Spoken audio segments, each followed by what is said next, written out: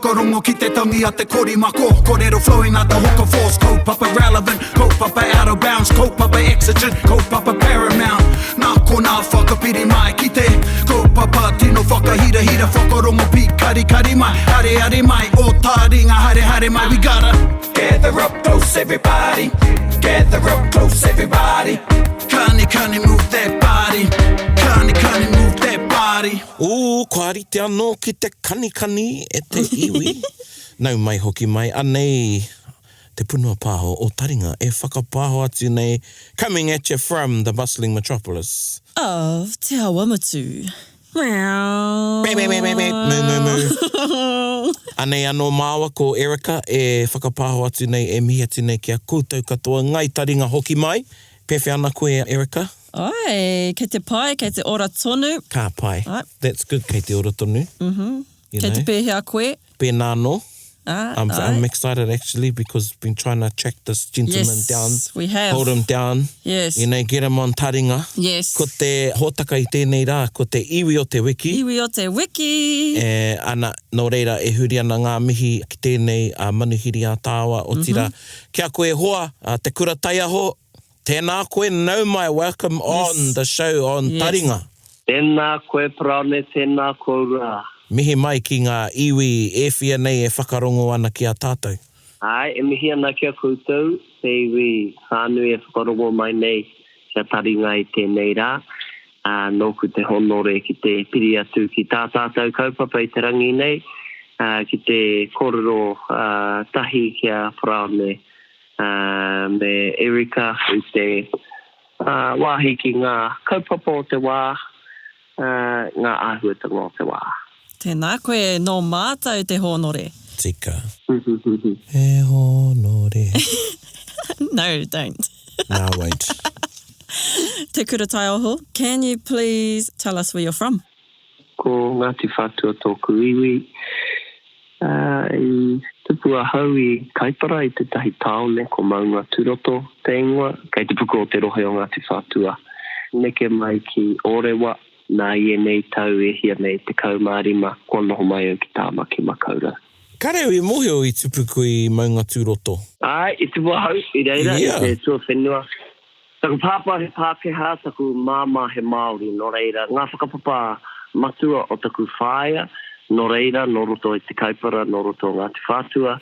Taku pāpā, wana whakapapa hoki ana ki Airani, te ure tāre wai hoki ana ki Airani, me ngā pānga ki te iwi Kutirana, me te iwi Pākehā o i ngā rangi nei. Nā, taku pāpā i te mahi reira, i te wheketere miraka, nā ka ahua he manawa, te ahua noho i reira, i te pūtea, te mea, nā ka neke mātu ki Orewa ka whai mahi. Taku pāpā ki reira, ki te tahi kamupene taraka, kohi kau, kohi hipi mai ngā pāmu, nā ka noho mātou ki Orewa. Mai te tau. Iwa te kau ki ngā tau muri tatahio i te rua mano. Tēnā koe. I just had to Google where maunga tūroto was. Oh, come on. Brendoin Colonel. Yes, I'm looking at that. Ngā iwi katoa te taitokerau kei te mōhio keihia te Brendoin.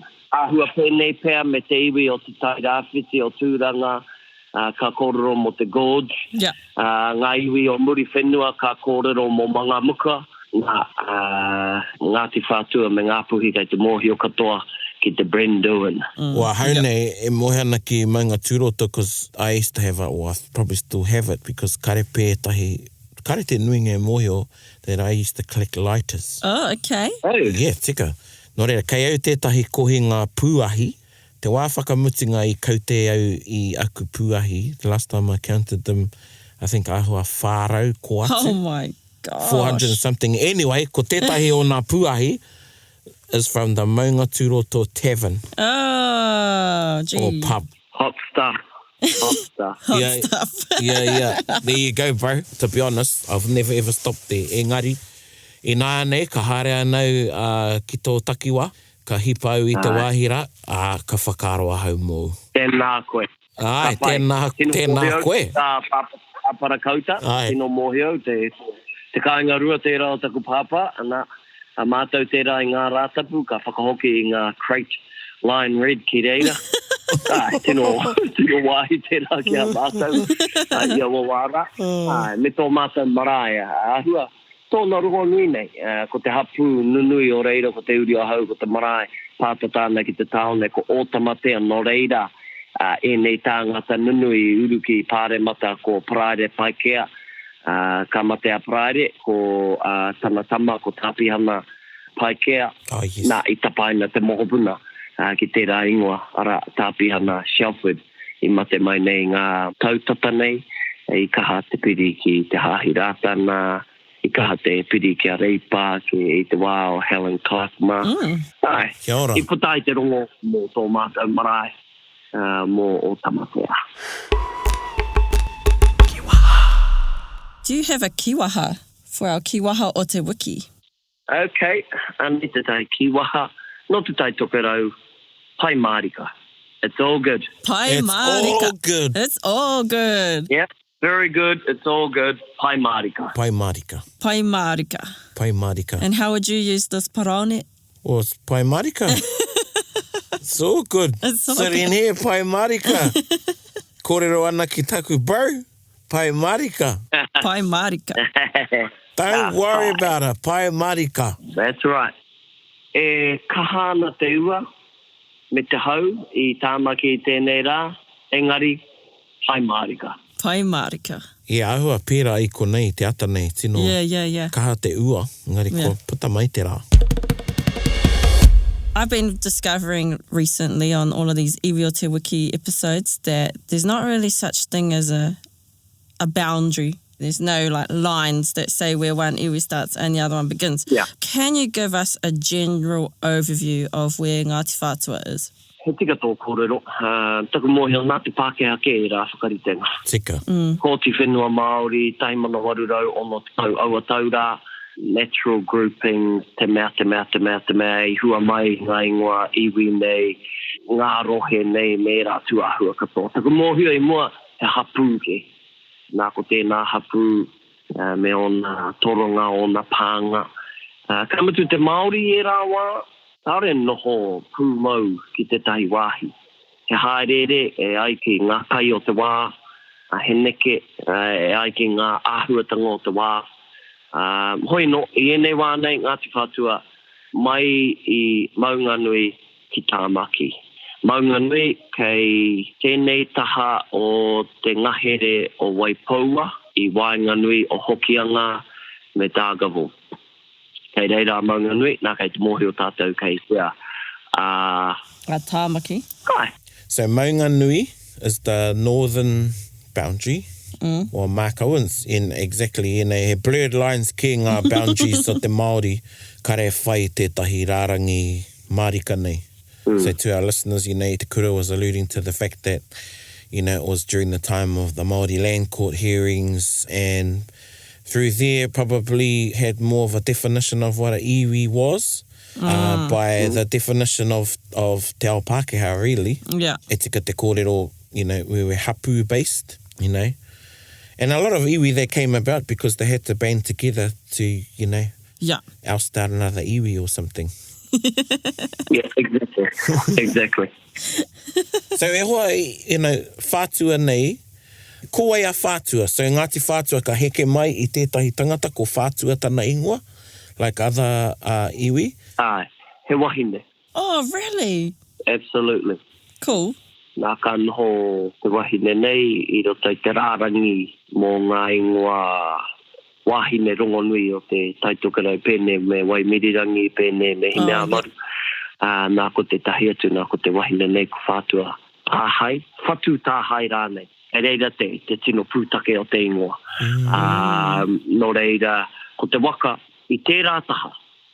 I tērā taha ko kura haupō te waka. He waka nui tēnei I muri whenua. Katoa te taitokerau e whakapapa ana kia kura haupō, kia ngā tuki matawhāua, kia te tinana, kia mamari, kia māhuhu ki te rangi. Anei te tahi o na waka ko kura haupō. E ai ki ngā korora te taitokerau I te haringa mai whātonga mā. Kāraru te waka I te moana. Kau ki rangi tā hua, Kermit X. I reira, ka whakatika hia te waka, nā ko te tangata, e ai kia mātua te taituka rau, ko te tangata, nāna, akura haupō, I hautū mai I rangita hua ki uta. Ara ki Aotearoa o tira ki muri whenua. Nā ko pōhurihanga. Kia ora. He nui ana tamariki hoi no ko etahi o ana kōtiro ko muri whenua I moe a rongo kako kāputa ko tamatea na tamatea ko kahungunu. Kia ora. Nā ko te teina tēnei o muri whenua ko whātua tāhai. Nā kā moe I tētahi o ngā mokopuna rongo mai. Te kai hautu o te wako o māhuhu ki te rangi. Ara, nā rongo mai, nā māwete ko tiki wharawhara. Ka moe a tiki wharawhara I a whātua tāhai. Ka puta ko rere nā rere ko manu. Ka moe a manu I tētahi o ngā mokopuna tumutumu whenua. Nā tumutumu whenua ko ngai, nā nakatare poa nā ko mai aroa. Nā ka moe a mai aroa I a manu. Ka puta ngā tamariki toko whā ko manu na marua. Ko ngai, ko pepe roto, ko pepe taha. And from these 4 children, ka pākaru mai ngā kārangaranga pū katoa o roto Ngāti Whātua. I katai te kōrero nei, mai maunga nei ki tāmaki. Ko Ngāti Whātua. That's pretty cool. Yeah. And te ingoa, so te tahi atu o ngā kōtiro ko whatakai marie, te tahi o ngā kōtiro a pōhurihanga. Muri whenua Whātua tāhai, whatakai marie. Kei reira e tahi kōrero ahuarere ke ane ki ana whatakai marie he tamahine nā Whātua tāhai. E rā momo kōrero, e pai ana e rā kōrero. Engari, e noho nā ki ngā kōrero a Māori māta. I te mea he mārama ngā kōrero. Nō reira, ko ngā kōrero mo whatu tāhai, ko whakaroahia te tangi o te kupu, Whātua tāhai. Nā, he tēne mea te wharepora, ngā mahi a ngā wāhine, e raro I ahine te iwa. E ai ki te kōrero, ko tēne mea te whatu, tēne mea te raranga, me ona tauira. I nehe ko ngā tauira o roto I tēnā wharepora, o tēnā wharepora. E atu tia ki nāna, ka ore no hea e tuari nui tiana kia wai ake rānei.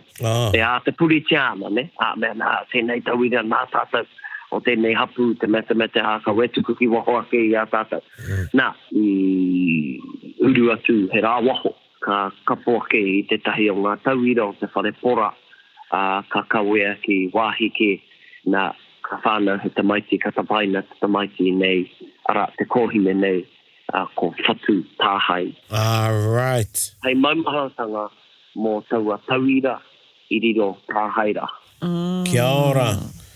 So just to explain to some of our, the whatu is the weave we use in the tāniko. Te Kurataioho was explaining that every hapu and whānau had their own particular designs that they would guard. In this instance, a particular design was taken from another, and hence the ancestor got the name Whatu Tāhai.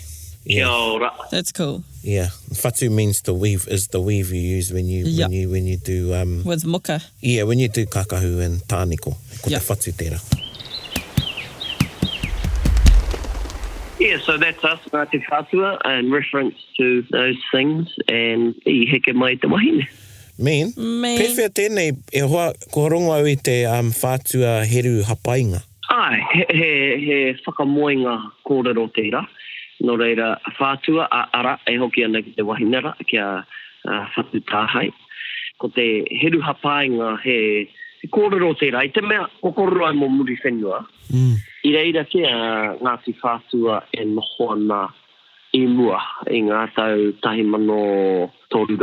tahi mano whārau. He ahuatanga I pā, ka hiki papa taku iwi I reira, ka neke haere mai ki te taha whakararo o hokianga.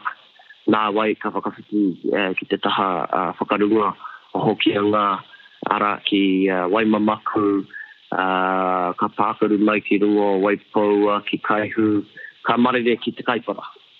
Nō reira, ko te heru hapainga nei, heru hapainga nei, e kōrero ana mō te neke hāretanga o Ngāti Whātua. Mai tēnā wāhi, ki tēnā wāhi, me kā noho, nā wai, ka hiki papa, kā neke. Kā noho, taka te wā, ka hiki anō i reira, kā neke. Nā te hiki, nō reira ko te heru hapainga nei, e rua o ana kaupapa, nā ko te whakatika a te iwi aia, ki te neke mai tētahi wāhi ki tētahi. Tuarua, i kitea nā ko te hapainga tērā, hawhai tērā, ko te neke mai tētahi wāhi ki tētahi. Ko te heru nei, e ai ki te kōrero he rongo nui, a Ngāti Whātua i roto i au whakatupuranga katoa mo te mau heru ki te pane. Nā, o tira, i a Ngāti Whātua e haere a tira ana, ka kitea te nui o te heru, e titi ana ki ngā tiki o te iwi. Nā ka mōhio, ngā kai tiro atu, ara Ngāti Whātua e haere ra. Cool. Tino. Yeah. In reference to us moving over a couple hundred years, and also a reference of Ngāti Whātua being proud and head high, and was seen by others travelling head high with that heru and the tiki o te upoko. Mean. Cool. So if I see a big group of people who mau heru, I will know that they're from Ngāti Whātua. Ai, nā, ko ia tērā ko te tahi mea hei whakahoki mai. Too much, kui. Tērā e tahi e pērā ana, tēnā pēr, mā te kapa hou nei, mā tumu whenua tērā mea e whakaorake, ko wai e mohio. Kei taku tuakana gai a jaupi he mā tērā tika. Nah, cool. That reminds me of Taranaki, how they wear the white feather. Ai. Gee, bloody niti koe, Erika. Oh, sometimes I notice things. He tika tēnā, kia whakawhānui ahau i tērā mo tētai wā poto.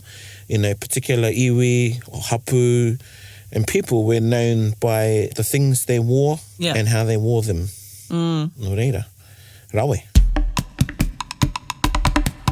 Ko te rohe mai maunga nui ki tāmaki. Ai tā. And with Whātua tāhai or Whatu tāhai, Whātua heru hapainga, moving around, no nā whea i tai mai i whea ki tāmaki.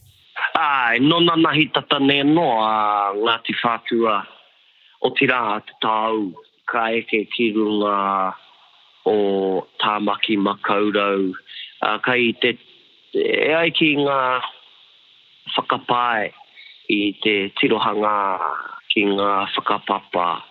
Kai te takiwa o te kotahi mano siturau toru te kau ki te rima te kau. Kāre tino roa kimuri, taku mōhio, e pai ana tā mātou noho i te kaipara. Ka haure o mātou hia ki tā maki. Nā te raru ka whakaeke tia a tā maki. Kua roa ke mātou i e rāwā, e tau kume ana ki a ngā i he putanga tēnei i a ngā oho. Ene o ngā karangatanga tawhito o rungo o tā maki. Nā a ngā iwi, he hua nā ngā oho. E noho ana mai i tā maki putake ki te kaipara i Awawara. He taupatu atu, he taupatu mai. Nā wai, āhua tau ana te noho. Ngāti Whātua, me o naka arangaranga i te kaipara, puta mai ki ngā takiwā o ene taone o te wānei. A te awarua, Helensville, Kai Pātiki, Parakai, Kumeu, Huapai, e rā wāhi, Reweti, e rā kāinga. Nā, hoi anō, a kiwi tāmaki, tupuna rongo nui tērā, i te whakamau ki o mātou tupuna o taua wā, i etahi āhuatanga o te wā kia aia o tira o ngā whakatupuranga o mua atu i aia. Nā, ka haere mai a kiwi ki te tahi uhunga i te kaipara, i muri ake o Kai Pātiki, ko te ingoa tawhito tērā mō Parakai. Nai I runga ake o kaipātiki ko te ingoa te pānei ko Waituoro. Heuhunga I reira nā ko tumu pakihi te ingoa te tupanane.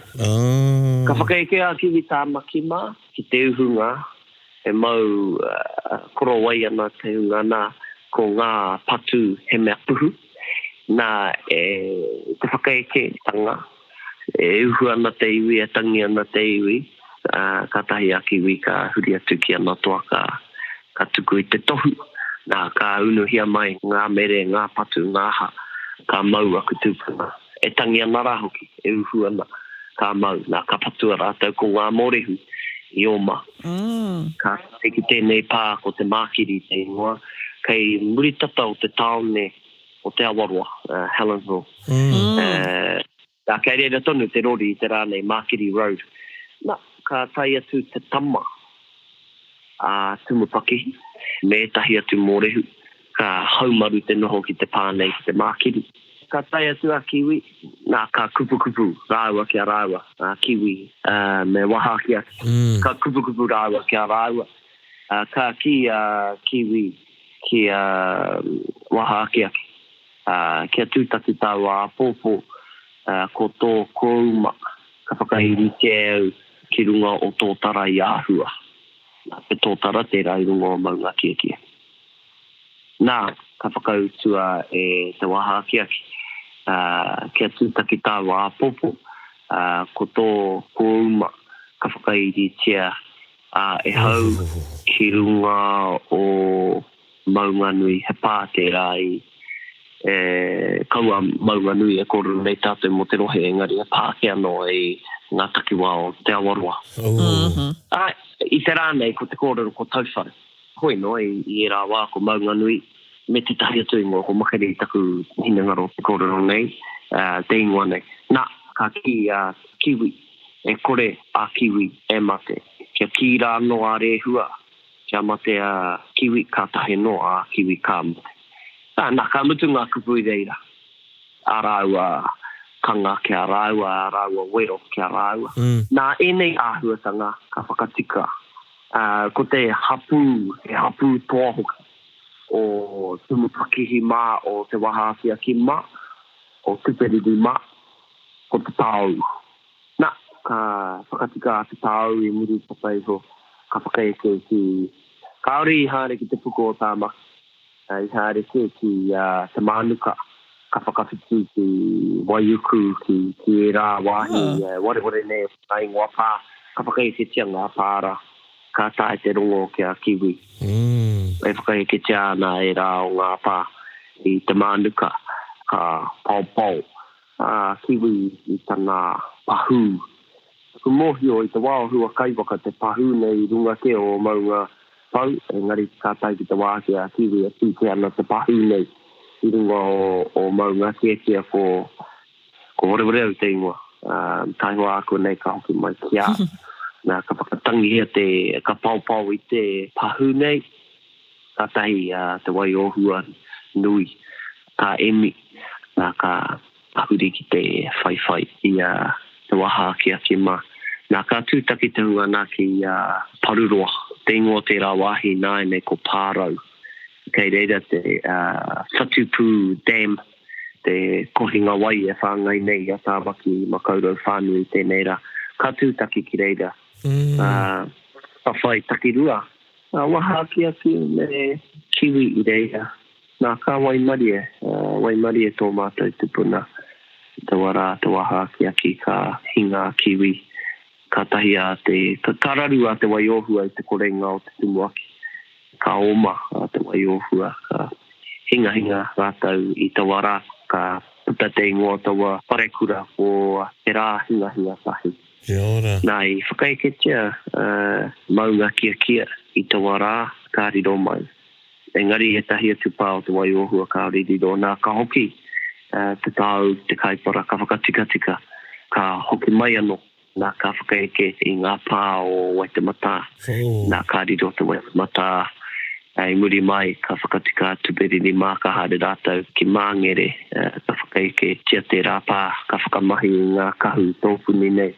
Hei huarahi atu ki te pā nā ka puta te ingoa nei ko te arapu Nō reira, koe nei te ahua. Ngā huatanga I whai ke tia a tā maki. Nā noho eimuri I hoi rā ahuatanga. Ka whakakainga. Ko tupiriti ki runga o maunga kia ko te waha kia ki te onewa. Ko tahi atu tūpuna ki tahi atu pā. Mai waitamata ki maunga kia. Ai, nā. Tai no mai ki te wai, tai mai te Pākehā ki wāinga nui a tātou. Hika, that's a long journey from like flitting about all over that Auckland area, eh? Me ngā pakanga. Yeah. I riro ai I a Ngāti Whātua. Yeah. I rā whenua. Tai no mai ki tēnei wā. Me ngā moinga. Ai, kei ware e rā nehoa. Ai, he rei te me, we're lovers too, eh, bro? Absolutely. We do get a bit carried away with the war, the war, it's the love as well. Tamapu te waka squad. Okay, now how are we going to deal with this? E rā tuahua katoa, and ka moe ngā wāhine, no reira. Ka takai ho ki ngā mokopuna tupiriri mā, ko api hai te kawau mā e nei. He mokopuna nā te wai ohua. He mokopuna nā Ngāti te ata I rehia. He mokopuna nā ngā oho. He mokopuna nā te tāu. Kia ora. Nā e kawen e nei o ku whanaunga e noho nei o rāhei tēnei wā. Ma ki e kawen nei e rā ingoa e toru me rā whakapapa katoa. Ara ngā hapu nei te tāu. Te tāu. Te Wāhi ki te raupat. Ngā oho. Ka kapi I te rā ingoa. Ngā kārangaranga katoa. I puta I heke iho I a ngā oho. Ara, ko te wai ohua tērā, ko ngā iwi tērā, ko Ngāti te ata tērā. I te wāhi ki ngā whakapapa e mau nei I runga I a rātan.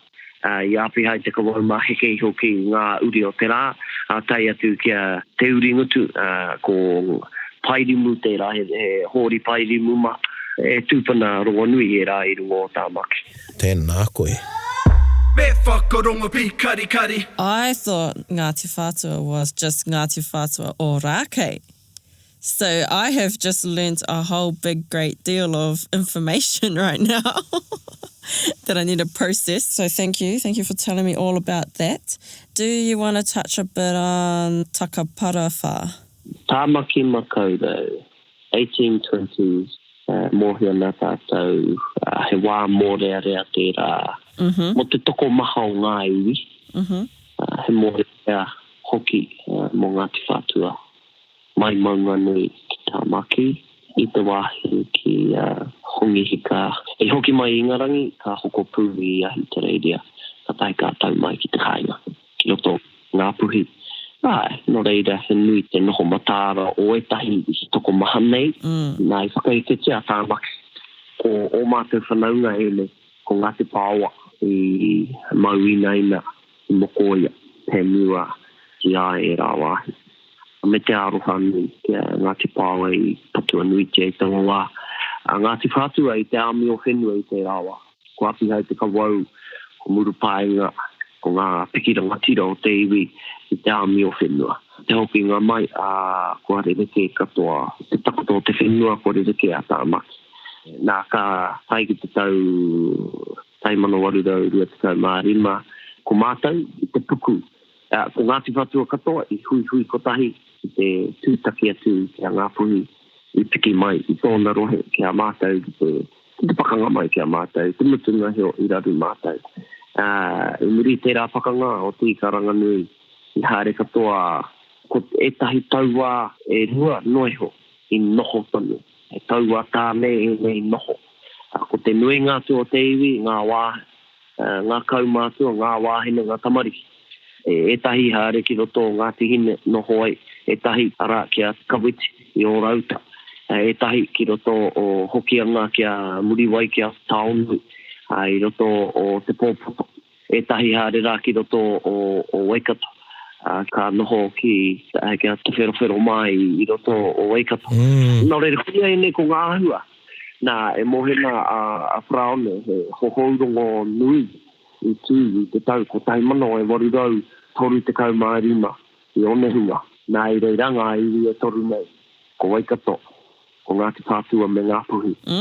Me ngā hapu i reira anō a hauraki. Nā ka hauhia te rongo i reira. Ka tino tau Mārika. Ka mutu te noho Wiki a ngai ko te wāhi hoki tēnei kia matire toha me kati. He whenua hoki i whakawhiwhia ki a rāua. Ene tū ana ko Ngāti Mahuta hoki e noho ana i humātao i rā wā. Me mātou noho ana api hai te kawau mai i humātao i rā wā Ngāti te apa.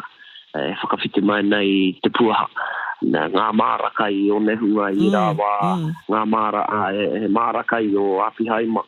I rangi toto i o kahu me makerena kei te TVD i te wane mārakai o a mātou o Ngāti Whātua i rā wāhi.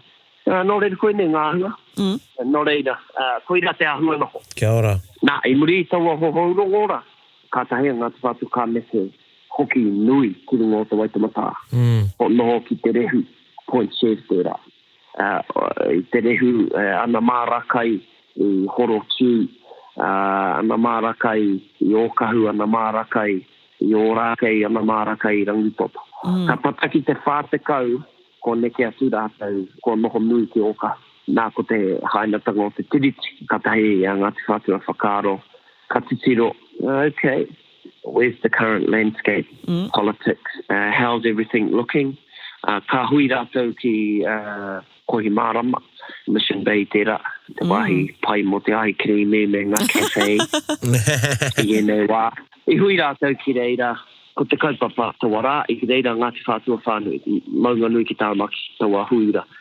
Nā, ko te pātai ai rānei, me haere tātou, ka tono i te Pākehā, e noho nei kororareka, hopi hamama, ko te tau tahimana warurau whātekau tēnei muri te tiriti. I waitohu te tiriti rā i te mānuka, e tahi rangatiro o Waikato kāore a te wherohero i Waitohu.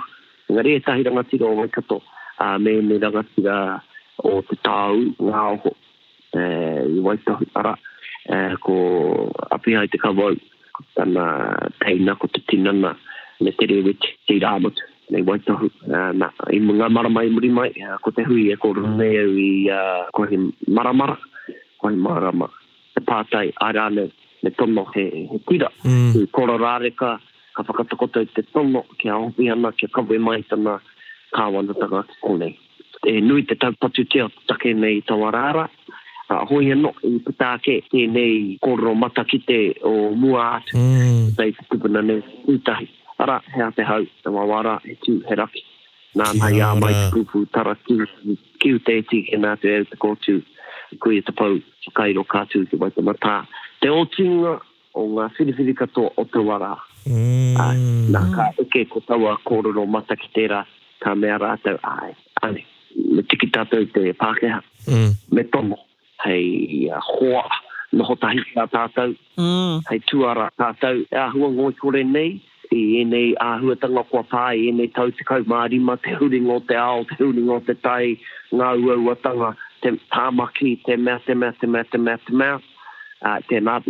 tēnei huarahi pēr te ahumuatanga, te oranga nuitanga, te piringa i te mea. Ngāti Whātua i tērā wā kua uti, kua ngoikore. E ka arepe nei me te tau, ngā tau o mua atu he pakaru. He uri tau whainga he toa. Kāre, koe he, ko te tua iwi, ko ngā whekau o orotai te puku kua tikarohia mai kiwoho. E kimi huarahi ana kia pakari anoi. Nō reira ka whirina ki te Pākehā. Nā, ka whakaia i harea te rewiti me tana tira. Ka whakaia hopi hana ki te tono. Nā, i te maramo pautu te rangi, te tau taimano, warurau, whātekau, mātai, ka umai, a hopi hana i runga tana kaipuke ki ōkahu. Nā, ka pōhiri tia ki reira ki te kāinga i reira. Te puru o tāmaki a tū ana i ngā tau ki muri. Taimano warurau, rima te kau, ka tahina e te Pākehā te ahi. Nā, nei reira te kāinga rā mai rāno. Nā ka pōwhiri ngā hopi hana ka tukuna toru mano eka nā tū nei te CBD tēnei rā. Mai maunga whauheke i hoki te rehu. Huri mai ki te ports o te rā nei piki atu anō ki maunga whau ko te toru mano eka e te rei tukuna ki hopi hana. Nā ko te CBD e tū nei te rā nei. Engari, kāore eke, nā te aha. ko te whakaro o te Māori. Ka hare mai te Ngāti Whātua, ka hare mai te rātou me ngā hūtenga katoa, ngā tāngata, ngā kāmura, ngā roia, ngā tāngata blacksmith. E rā tāngata nunui o te ao trade e tūai, ko te tuara o te taone Pākehā o e rāwa. Te tainga mai o ngā kaipuke nei, he haurangi noiho. He koretake noiho, he tūtūā noiho, ne? Ka ore te moi a i eke, kurira wā. Ka hare ngā tau kua whenua kore, ka ore ngā pūkenga i tae mai, ka ore whāngaitia mai taku iwi o Ngāti Whātua ki ngā pūkenga i tūmanako tia. Nō reira, ka tahi mano i warau e hoe kua tino he rawātu. 1912, kua he te taone, CBD, sewage. Nō reira, ka whakaro, where shall we send our sewage? Let's send it down to Ōkahu sewage, raw sewage system, ki Ōkahu. Te mea. Haere mai na te Queenie, 1950, ahanei. We've got to drive her down the, Kutana tour, te takutai moana, mai te CBD, ki Mission Bay. Ōkahu, that's a nice site. Corrugated iron houses, Nico houses, Opor houses. We need to do something about that. Nō reira, ka whakarite e tahi whare, ki runga o Takaporafau, ki te monastery, Cooper Street i ene wā. Engari ngā whare i whakaritea, i whakatūhia ki reira, hei ti nohio. Nō reira, ka ore te katoa te iwi o te kāinga o Ōkahu, e o ki roto i o whare. Tērā, haere mai te kaunihira me ngā pirihimana, peia te iwi mai raro ki runga. Ko e tahi anake i Waimarie, ko e rātu, i haere ki Makaurau, ki Humātau, ki e ro ngā whanaunga, i haere ki roto o Waikato, i hoki ki roto o te Kaipara, i haere rānei ki GI, ki ngā whare Pākehā nei, nā toko iti noho i Waimarie ka whai wāhi ki o wharera, i tahuna hoki ngā whare i raro, ne? Tai atu ki te whare tupuna, te puru o tāma ki tahuna ki te ahi. Me ngā mihi kia te puea, e kuhia kaha ki te ahina. E te hapu i e rāwā, wana whanaunga hoki. No reira, this is Takaporafau in a nutshell. Ko inga tamariki o e rāwā, ko Joe Hawkma, ko Grant Hawkma, ko te kui anei, ko Dana ma, e ora tonu nei, ko rātou ngā mōrehu o tērā rea, ngā tamariki ki te ngā mea nei. Ka tai ki te wā, mohu nei tātou 1970s, ko Joe Hawkma, pakeke, in the 30s, ka whakaaro, educated, ka titiro ki nei hitori katoa, ko hihia i nānei te kaunihira ki te hoko atu ki te mahi e tahi mahi ki runga i ngā whenua o Takaporafau. Ka whakaaro, then enough's enough. Ko te porotehia mōhio nei tātou. Ki atu te rimara rau rā, rātou i runga rā, toa whare rā, aroha nui, te kōtiro i riro rā i te ahi. E rā mea katoa te whakaekenga o te kāinga rā, te pirihimana, te mea ngā iwi. I haere mai ngā iwi katoa. Hei tuara, hei ringa kaha mo Ngāti Whātua. I auara meke atu nei i te rimarau. And what beautiful history that inspired other protests me te tāhua o ngā hua i puta. Anei, tātou e kōrero nei ki Taringa i te rānei, wānongo Aotearoa, te reo Māori a o he hua i puta i e rā pakanga o tātou mātua. Ngā tamatoa, rangi nui woka mā, beautiful e rā hitori. And, Takaporafau i te rānei, beautiful marae. And as of the last 10 years, we seem to be aku whanaunga e noho nei i Takaporafau i o rākei. It's all looking very, very good. Engari nā te pakanga. Nā ngā raruraru, nā ngā pēhitanga, ka huri atu, ka pakanga. Anei, e tino ahua nei, i e nei wā. Nō reira, ko te mahi e titiro whakamua. Tēnā koe. Engari ahua, i a koe titiro whakamua ana. And, you think back to those tūpuna, they had their tūmanako mō tāmaki. Meki, moto rātau iwi, kaua mō tāmaki, engari mō Ngāti Whātua. Pewhia o tūmanako, hei whakakapi i ngā kōrero nei. Hea o tūmanako ki tō iwi, ki te Ngāti Whātua o te Apopo. Hea o tū manako? He nā koe te rā pātai. Me pēnei taku tīmata ka kōrero. Ka aroha tātou ngā pauaka ko whakatakotoria e te kāwanatanga ki mua ki a tātou. I nei te kautau e hia nei kua hipa. Ngā mahi traipiunara nei, ngā mahi kreme nei. I te mea, he nui ngā huetanga ki tāmaki. Ngāti Whātua, he wahanga nui tōna. Engari, kei mahue ngā i tīmata i ne kōrero i te rānei ki tēnei mea hapu. Tāmaki a hapu i mua nui ta hapu.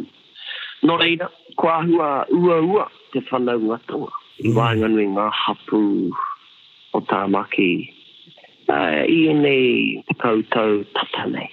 Ngari te wā o mātou pakeke. Ko au noi ho tēnei whakaronga na kia ku whanau ngō rākei. Ia rātou e tamariki ana. A tāhua ana. Te whanatanga. I wāinga nui ngā hapu katoa o tāmaki. I te mea, e pōhara ana te katoa i e rāwa. Ko te whanatanga moho. Te ahuatanga. E ora ana te whanatanga. O rākei ki ihu mātao ki makaurau ki hui atu ki ngai tai ki upuia. Ki e rā kai ngā katoa ki te mānuka. Ngā putatu ki te kaipara, e nei ātāhuatanga. Nō reira, ko te tūmanako kia ki te āno, ki huarahi. Whaka orāke, i tērā ao, i ora, mo te ehia rautau. No e nei te kautau tata nei kāhe. Tērā.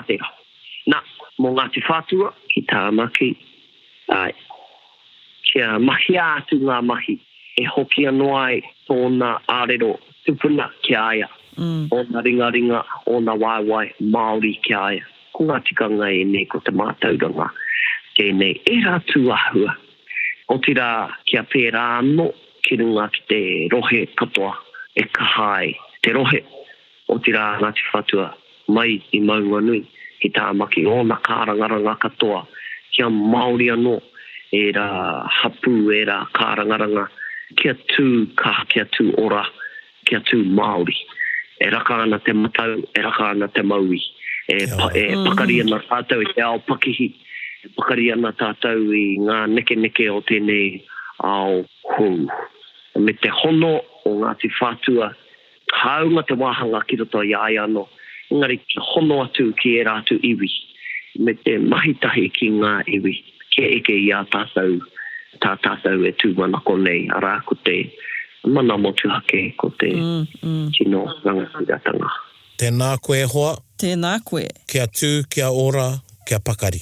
Sai mārika. Tēnā koe, kei whehe kōrero i tū atu i tēnā. E hoa, kua purena te kete kōrero, ka whakairingia, ka whakanoingia mo tēneki wā, engari ko te kupu mihi a māua, a o tira, te hunga e whakarongo ana, me taku whakapono, he nui te Ngāti Whātua e whakarongo ana, ka whai hua no reira no mātou katoa. Te waimari e ki te whakarongo ki ngā kōrero, ki te kōrero tahi, pai noiho ki au, pai mārika ki au te noho te whakarongo. Te noho te whakarongo, me te rere o tō tāware o rangatira te arero tupuna. No reira kamihi rā ki a koe. E mihi ana ki a koe rua.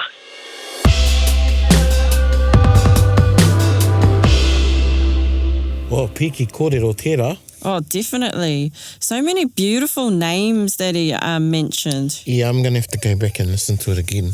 Yeah. You know, as I'm sitting here listening to him, you know, sometimes I wasn't paying full attention because I'm writing things down on my phone. Yeah. You know, to go back and check later. Yeah. What I hope a lot of what you do, our listeners. Yes. And that might have been a bit, you know, advanced for some that... yes, such a beautiful natural speaker, eh? Yes, and at least, you know, he was quite staunch to sticking in te reo. Yeah. But I think it was just the way the wairua went. Yeah. It was I cool. thought that was just how he was anyway. He is. Yeah. And, but the thing is, the Māori, you know, I mean, all taringa are good, but I always sort of encourage everybody to listen over to the ones particularly in te reo. Yeah. Because, you know, a lot of the people we speak to are very good speakers of the language, but the reo was very easy to follow. Yeah, he actually wasn't using all of these super big flash words. Well, you don't when you're having a conversation. Yeah. You don't use big super flash words. You don't do that in English, and doesn't happen in Māori. I think it's people think when, that person's a fluent speaker, they're going to use all these old, ancient kupu. Yeah. There were some kupu hou in there would be for a lot of people, but otherwise it was quite conversational. One thing that he kept saying that I really liked was makere ana, like when he'd forgotten things. I can definitely use that in future. Yeah, but I'm going back, you were saying about the place names, so Te Awaroa for Helensville, and there's some other places in there. Just big kōrero in there. Lots of kōrero. Yep. So there you go, te iwi. That was Te Kurataioho Kapea, who teaches at Hoani Waititi, Te Wharekura o Hoani Waititi. He's also an employee of Te Wānanga o Te Aroa. Man, 2 jobs. Te pīnakitanga ki te reo kairangi, and he also does stuff for his iwi for Ngāti Whātua. So, a man of multi-jobs. Yep. You're going to be a super Māori fella these days, or super Māori chick, or super Māori lady. Yep. I tēnei wā, we're going to get the sound box going, and ko te waiata nei is off our Wairere CD, and this is a cool one. I haven't even heard the song, and it's pretty cool. Yeah. The name of the waiata is Tukua te manu kia rere. Whakarongo mai. He ao te rongi ka uhia. Mā te huruhuru, te manu ka rere ai. Tukua te manu kia rere, ka hoki mai anō. He rite tonu ki te aroha, poi poi a kia pua waitea.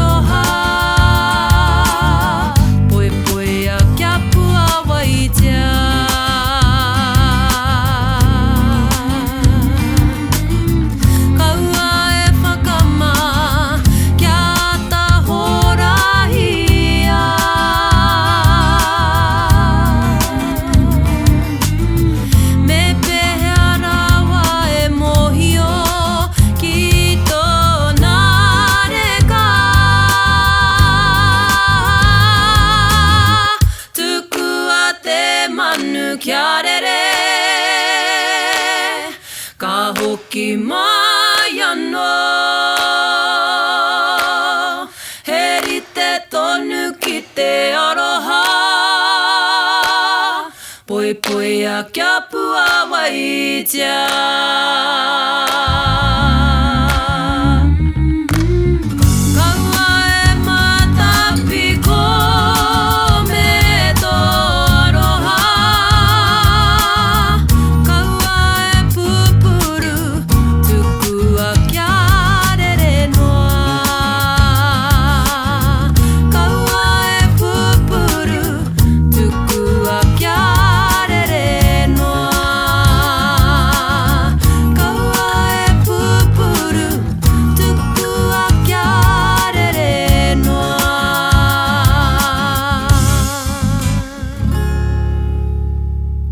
That sounded like Pānia. Absolutely. Yeah. Beautiful song, and I think I like the metaphor of the people of Ngāti Whātua far and wide. Yeah. Flying to learn about their iwi and flying Te distant horizons in that meaning, you know, follow your dreams and all of us. Tātou katoa. So koina te waiata, tukua te manu ki arere.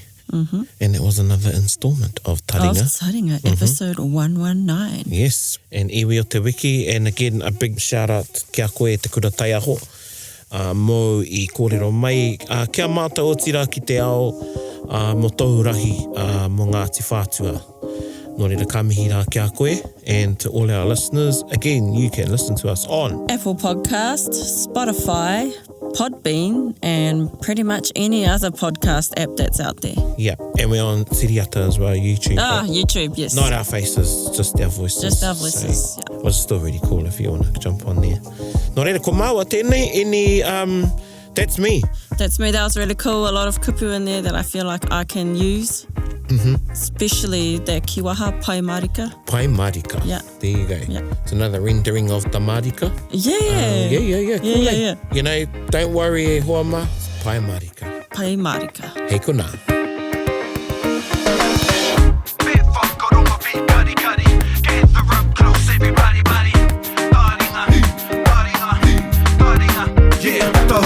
Ki o, whakarongo ki te tangi a te korimako. Kōrero flowing at the hook of force. Kaupapa relevant, kaupapa out of bounds. Kaupapa exigent, kaupapa paramount. Nā ko nā whakapiri mai ki te kaupapa tino whakahira hira. Whakarongo pi kari mai. Hare mai, o Taringa hare mai. We gotta gather up close everybody. Gather up close everybody. Kani move that body. Kani move that body. Taringa. He mea tuku nā te wānanga o Aotearoa, nā te māngai pāho I tautoko. To listen to more episodes, search for us on your podcast app and subscribe. Taringa, whakarongo mai.